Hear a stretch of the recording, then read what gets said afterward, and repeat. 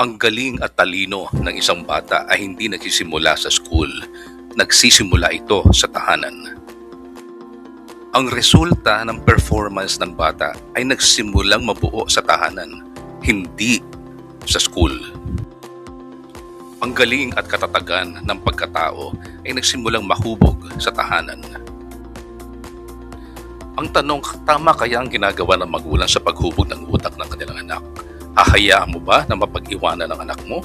Kung gusto mo makita ang tunay na galing ng anak mo, para sa iyo ang programa na ito.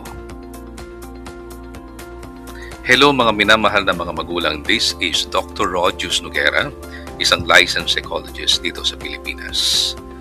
Ako ay nagtapos din sa University of the Philippines, Diliman, practicing clinical, family, and educational psychologist. Ako din ay eksperto sa brain health and brain development ng isang bata.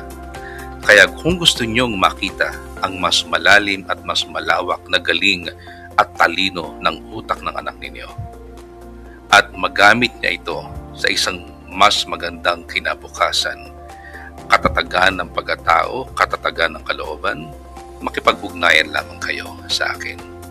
Maraming salamat.